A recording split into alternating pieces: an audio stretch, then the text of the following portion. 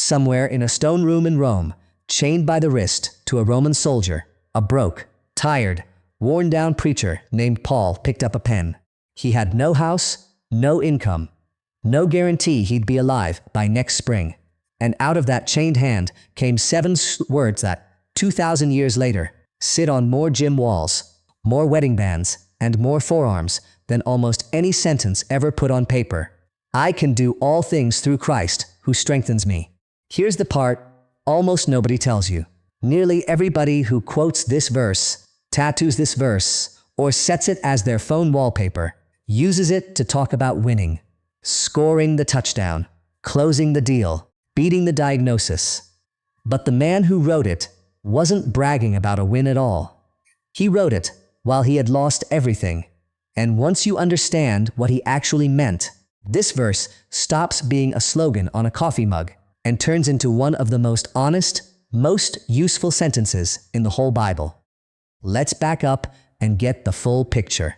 The verse comes from the book of Philippians, chapter 4, verse 13. Paul wrote this letter to a small church he loved in the town of Philippi, in what's now northern Greece. At the time, he was sitting under guard in Rome, waiting to find out if the empire was going to let him live or put him to death. He wasn't free, he wasn't wealthy, he wasn't healthy or comfortable. This is the man behind, I can do all things through Christ who strengthens me. Not a champion holding a trophy, a prisoner holding a pen. Here's what almost everybody skips over. Right before that famous line, Paul says something we rarely quote out loud. I have learned, in whatsoever state I am, therewith to be content. I know both how to be abased, and I know how to abound. Everywhere, and in all things I am instructed both to be full and to be hungry, both to abound and to suffer need. Then, and only then, comes the line the whole world knows. I can do all things through Christ which strengtheneth me. Read those two parts together, and the entire meaning flips. Paul isn't saying Christ will make him rich, famous, or victorious. He's saying Christ gives him the strength to be okay either way, full or hungry, comfortable or suffering, on top or at the bottom. Now, if you've searched for this verse online, you've probably noticed it doesn't always show up worded the same way. That's because you're looking at different English translations of the same original Greek. The King James Version, from 1611, still reads it the old way. I can do all things through Christ, which strengtheneth me. Newer translations like the New King James and the English Standard Version smooth that old English out into, I can do all things through Christ, who strengthens me, which is the version most people quote today. The New International Version, often shortened to just NIV, words it a little differently. I can do all this through him who gives me strength. The New Living Translation puts it as, I can do everything through Christ, who gives me strength. Different words, same 7-word promise underneath. So whether you've seen it written as, who strengtheneth me, which strengtheneth me, or blended into, which strengthens me, mixing the old King James word which with the newer word strengthens, the way a lot of people remember it, after hearing it read out loud their whole lives, they're all pointing at the exact same verse. Philippians 4:13. You'll also spot it written with the fuller name Christ Jesus. From time to time, the way Paul refers to him elsewhere in his letters, even though this particular verse itself just says Christ. So does this verse mean you can do literally anything? Fly a plane with 0 training? Win the lottery? Never lose a game again? No. And this is exactly where a lot of good, sincere people get it twisted. Paul wasn't handing out a blank check for personal ambition. Look again at what all things is sitting right next to in the actual sentence. Being full and being hungry, having plenty and having nothing. All things means every circumstance life can throw at a person, not every wish on a person's list. It's a promise of strength to endure, not a promise of success to achieve. That one shift in understanding changes how you use this verse. It's not for the moment you're chasing a win. It's for the moment you don't know how you're going to make it through the week. Here's where it gets interesting, and where a lot of Americans mix two very different ideas together without ever noticing. There's a well-known saying floating around this country: God helps those who help themselves. Most folks assume that line is straight out of the Bible. It isn't. Not one word of it. That saying actually comes from Benjamin Franklin's Poor Richard's Almanac, printed back in 1736, and the basic idea behind it goes back even further than that. Here's the paradox worth sitting with. Franklin's saying tells you to rely on your own effort first, and maybe get some help after. Paul's verse says close to the opposite. Paul had nothing left to help himself with. No freedom, no income, no way out of that cell. His strength wasn't coming from his own hustle. It was coming from somewhere entirely outside himself. So the next time you hear both of these lines used back to back, like they mean the same thing, remember this: one is good old American self-reliance, and the other is a prisoner admitting he had nothing left to lean on except Christ. Paul says this same thing more than once across his writing, which tells you it wasn't just a passing feeling. In 2 Corinthians 12:9, he writes that Christ told him, "My grace is sufficient for thee, for my strength is made perfect in weakness." In other words, the emptier Paul got, the more room there was for that strength to show up. The prophet Isaiah says something close to it too in Isaiah chapter 40. He giveth power to the faint, and to them that have no might he increaseth strength. They that wait upon the Lord shall renew their strength. They shall mount up with wings as eagles. The Psalms carry the same promise. Psalm 46:1 calls God our refuge and strength, a very present help in trouble. And over in Joshua 1:9, God tells Joshua, "Be strong and of a good courage, for the Lord thy God is with thee, whithersoever thou goest." Different books, different writers, hundreds of years apart, all circling back to the same simple truth. Strength for hard times doesn't come from having it all together. It comes from leaning on something bigger than yourself. This isn't only a Bible idea either. It's baked into American folk wisdom too, even in houses that never crack open a Bible.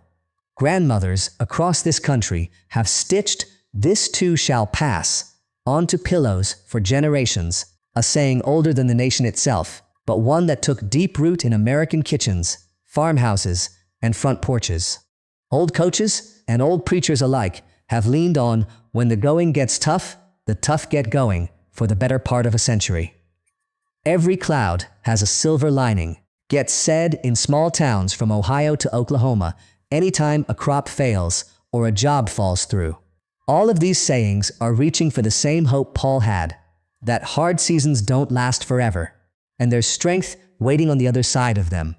The difference is, Paul told you exactly where that strength comes from. He didn't just say, "Hang in there." He said, "Hang on to Christ." You can see this same pattern play out in the lives of people who never even mention Paul's name. Abraham Lincoln buried 2 of his own sons, went broke more than once, and lost 8 separate elections before he ever became president.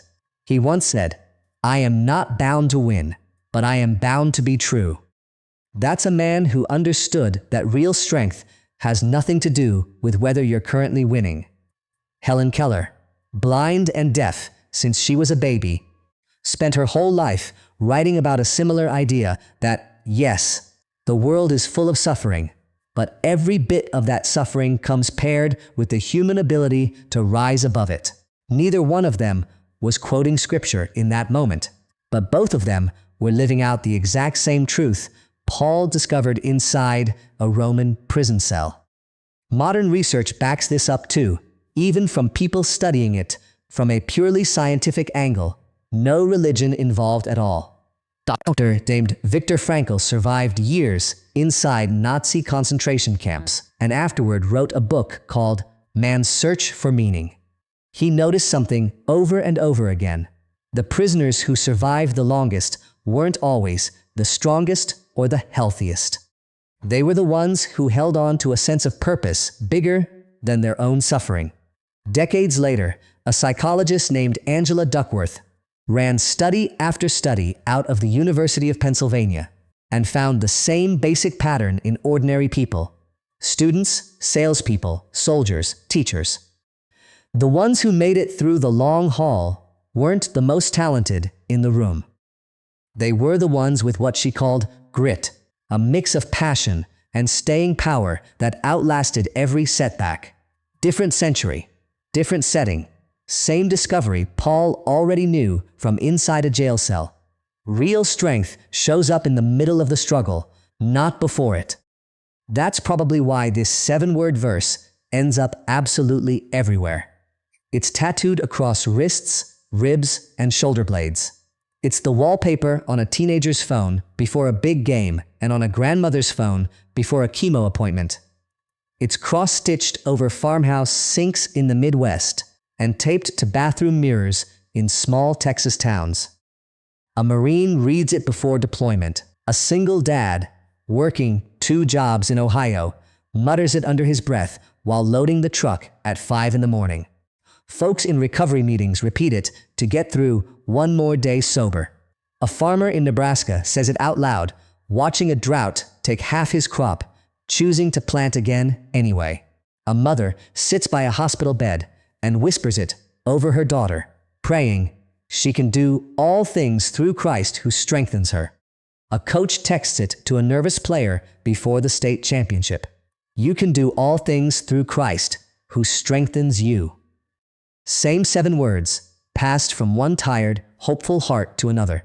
It shows up in Baptist churches, Catholic churches, and Latter-day Saint households alike, not because it belongs to any one denomination's rulebook, but because it belongs to anyone who has ever run out of their own strength.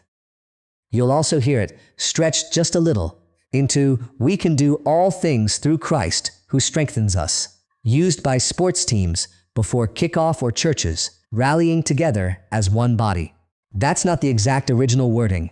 Paul wrote "I," talking about his own life, not a group. But the heart behind it hasn't changed one bit. It's the same idea, just spoken out loud by more than one voice at a time. A room full of tired people, each one running on empty, borrowing the same strength together. So here's the real takeaway, the one that actually holds up when life gets hard instead of only when life is easy.